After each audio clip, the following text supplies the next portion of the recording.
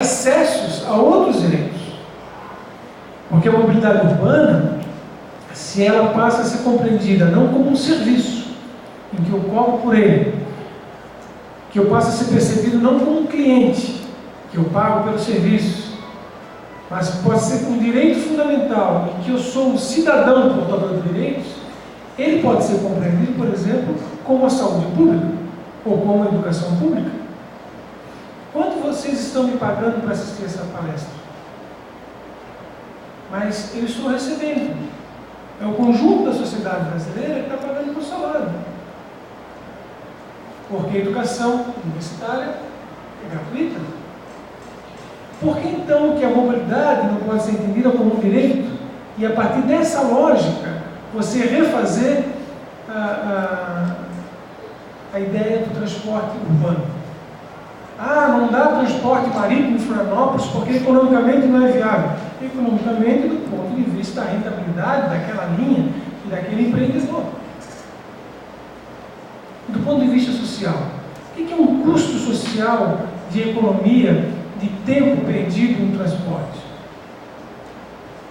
Um caso que eu cito, que está no centro do capitalismo mundial, né, uma barca que faz o transporte entre o sul de Manhattan e uma ilha no sul de Manhattan chamada State Island. É um barco que transporta 60 mil pessoas por dia, 24 horas por dia, 365 dias por ano, quando não é ano bissexto. E o preço da tarifa é zero. Por quê? Porque seria muito mais caro construir uma ponte, seria muito mais cara a infraestrutura necessária para assumir todos os carros que iriam para Manhattan se as pessoas fossem de carro.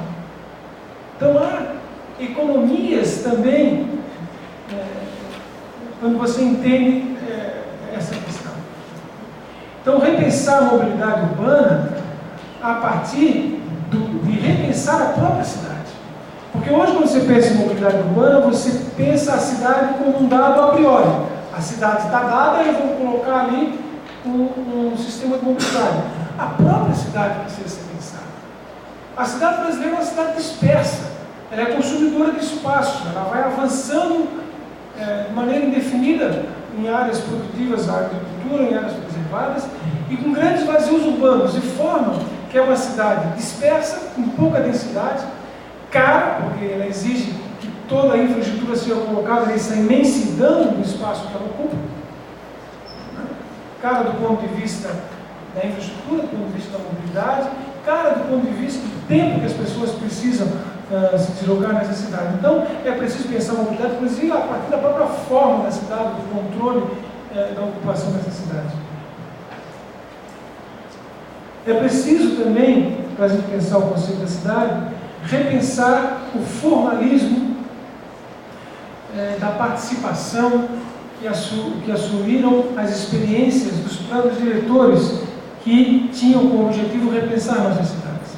Aqui eu não vou explorar, mas é um gráfico das datas principais da elaboração do plano diretor de Florianópolis, que começou em 2006 e foi até 2014, e que, de certa forma, não ajudou a reconstruir as bases de uma outra cidade. Por quê? Bom, acho que aí vai ser assunto para outra palestra. Então, para terminar, gente, para terminar, eu queria deixar uma frase do Lefebvre, em que diz que a realização da sociedade urbana exige um planejamento orientado para as necessidades sociais, as necessidades da sociedade urbana. E que essa transformação, ela não será feita nem pelas mãos de técnicos, nem pelas mãos de uma ditadura, nem pelas mãos da administração pública. Ela será feita a partir da ideia da participação. E participação, para Henri Lefebvre, é tomar parte do processo de construção da cidade. Não é só levantar a mão numa assembleia. Ele tem dois termos que são centrais na ideia de direito à cidade. Um é participação, tomar parte da condução da cidade. O outro é apropriação. Apropriar-se para Lefebvre não é tornar-se proprietário. Apropriar-se é tornar a coisa como se fosse própria sua, como extensão sua. A cidade é sua extensão, o espaço público é extensão. E aí o espaço público, então, passa a ser um local de convivência, não um lugar de passagem entre o condomínio fechado e o local de consumo. E a cidade é outra. Participar e apropriar-se.